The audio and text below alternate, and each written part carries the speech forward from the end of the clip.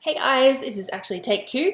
Welcome to this week's SVD Live. Today I want to answer a question. I also want to answer a question, but sort of help you guys to get over three really common things that I see happening that really trip people up when it comes to creating and launching their first online courses. Of course, online coursing is nothing new now, and I think we're all pretty okay with the idea that online courses are a great way for people who have a particular skill or passion or set of experiences to monetize that skill, passion, etc. And it's a really great way to expand your reach. It's a great way to help way more people than you ever could if you're trying to work one-to-one. And it's just, it's all around, it's like an excellent thing for online entrepreneurs to do. But there are a whole lot of it. Oh, hey, Bonnie, how you going? Thanks for joining me. But it's not a magic bullet by any means, and for every course that comes out that's a massive success, it gets people great results, that has people lining up around the virtual block to get in next time they open, there are probably 20 times as many that are a bit lackluster, that people have disappointing launches, that people maybe don't actually even break even on. And I think there's kind of three really common things that set those ones that are just go gangbusters apart from the ones that are a bit disappointing, I'd say. And and no one wants to have that. No one wants to put all that time and effort into something and put it out there with these big expectations and big dreams. Oh, hey Kimberly, thank you for joining me. And then the results just don't follow. So I want to go through what those three things are today, and also I've got a special invitation at the end for you guys for a free workshop I'm working, which kind of takes this and goes to the next level, but I'll explain all that at the end. So first of all, and this is a really big one, a lot of people don't test their product or their idea, and they don't do it in a real way. Like, people might think test means, hey, I'm going to ask my audience what they want, and whatever they say, that's what I'm going to do. And that's better than nothing, but that's still not a proper test. To do a proper test, and by test I mean you need to know with a pretty high level of certainty that people don't just want this information from you, they want it so much and they value it so much that they are prepared to pay for it. That it is going to be that there's going to be the demand, and also that there's going to be the fair value exchange for the rate that you want to be able to charge, and that you're going to be able to make enough sales to really to cover your time and your expenses for creating it in the first place. So to really know that going in, unless you've got a crystal ball, you need to do a proper test.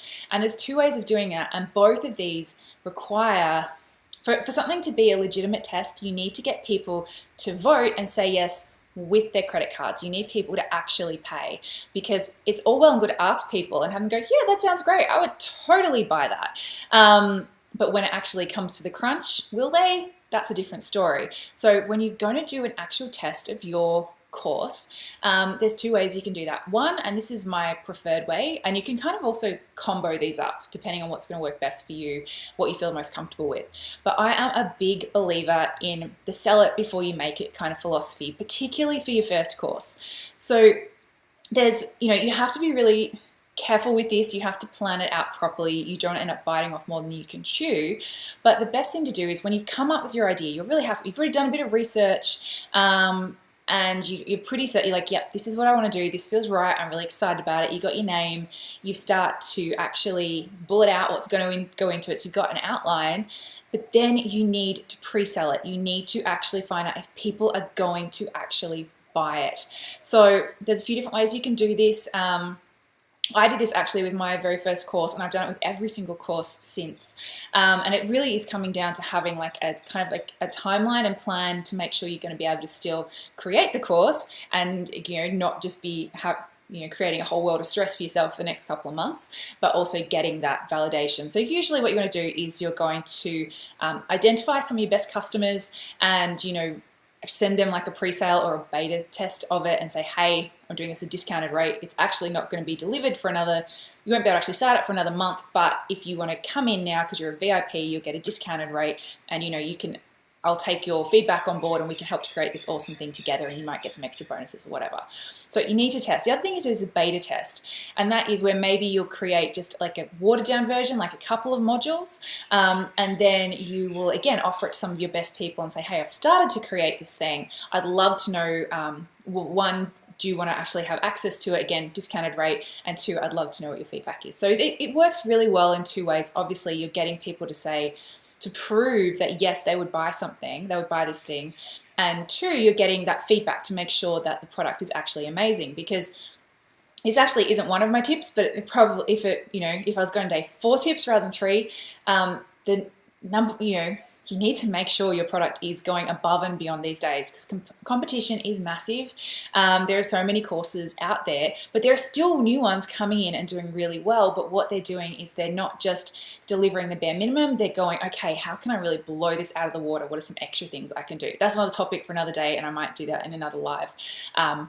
So number 1, test it. And number 1A, take that feedback, take that information, make it amazing, really, really blow people away. You need to surprise and delight always and exceed people's expectations, definitely. So number 2 is people tend to spend far too long at creating it, setting up, researching stuff, just doing all of the kind of behind the scenes grunt work, that they're then too busy or too burnt out to actually market it properly. So it is just as important. And this again is why I think pre-selling is brilliant, because you're actually putting your sort of time and energy into the marketing part first. And then again, when you have this certain timeline, and the workshop that I'm going to tell you guys about in a minute, I actually go through this set timeline. So if you guys want to know what this timeline is, make sure you come and register for the workshop. But you want to be able to make sure that you kind of prioritize the marketing first, but still allow yourself enough time to then create the content. But you're kind of just creating it as it goes, and you're just keeping yourself a little bit ahead. But yeah, so many people, they spend months creating this amazing course and setting it all up and making sure it's perfect. And again, they haven't even tested it usually, and then they're just like, oh God, I'm just going to send an email. And it's just so doing yourself a disservice, because you've done half the work, and it's the hard work. And then now you're like, oh, I just can't. It would be just like, someone making an amazing cake and then going, oh, I can't be bothered icing it. I'll just chuck a candle in it and happy birthday to that person. It's like you have to do that final bit. But if you have used all of your energy, all of your effort, all of your brain power upfront in the creation of the course, then the marketing side always fails. And I mean, the very first time you do a course, there is a lot that you're creating. You're creating all your marketing assets. You're creating, as I said, the actual course. So the first course creation, first launch that's for a course is always massive. It's always a really big undertaking, and often quite bigger than a lot of people expect. It doesn't have to be though. There are, again, a few kind of little shortcuts and a few ways of actually launching something that's much quicker to create. And again, we talk about that in the workshop if you guys want to come along to that.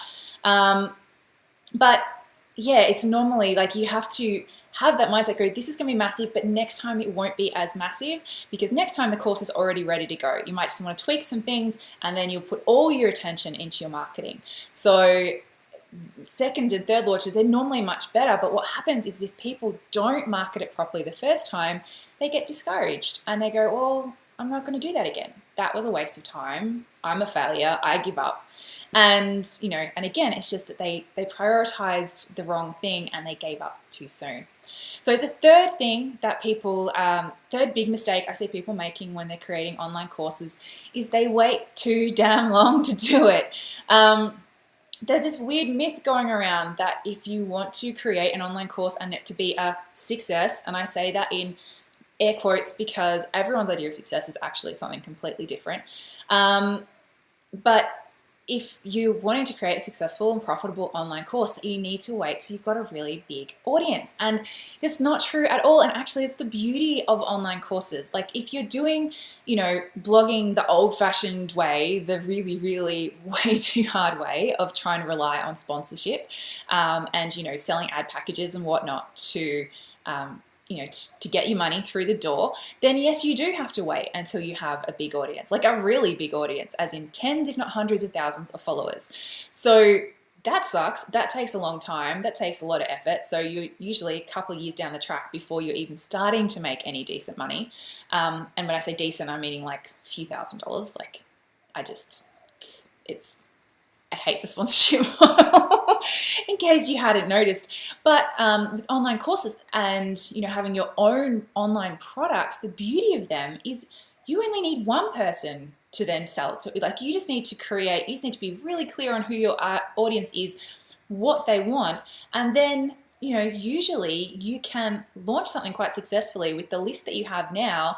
Plus, you, as part of your launch marketing, you'll be doing list building anyway. So the combo of your diehard fans that are already on your list, plus the list building that you'll do as part of your marketing is normally more than enough to have a successful launch, which means that actually the best time to do it is right now, because if you're not doing it now, if you put it off another 12 months, then it's just going to get harder, and it's wasted money, really. Like you could have created it and launched a bunch of times and refined that launch over those 12 months and have this thing that reliably earns you, $20,000, $30,000, $100,000, whatever it is. But you didn't. You waited, and then now you've got more competition, and now you're having to start from scratch. Whereas there's other people who have been launching throughout the year, they're now like miles ahead of you. So don't put it off. Yes, as I said, it is a lot of work and you have to try and be realistic and fit that in. But priorities wise, if this is something you want to do, is priority number one, and waiting is just going to make it harder. So as I said, I put actually together a free workshop and I'd love you guys to come along. If you want to come along, all you need to do is go to sbbrsvp.com.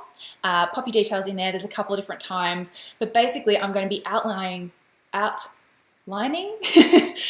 plan of how you can actually create, market, launch, and start selling, and then building your online course in the next 60 to 90 days. Like it doesn't have to be something that so you could actually have money coming through the door in the next 60 to 90 days for an online course if you don't even have one yet. And as I said, it's a plan of how to make sure that you do it without overwhelming yourself, make sure it gets done, make sure what you're creating is still super valuable, gets your people great results, and gets you great results as well. So I really hope you can come and join me. I said it's totally free, it's going to be fun. It's going to be about 60 to 90 minutes. Normally I always aim for 60 and I always go over. So come along, make sure you bring a pen, make sure you pop it in your diary as well. You don't want to miss out on this one.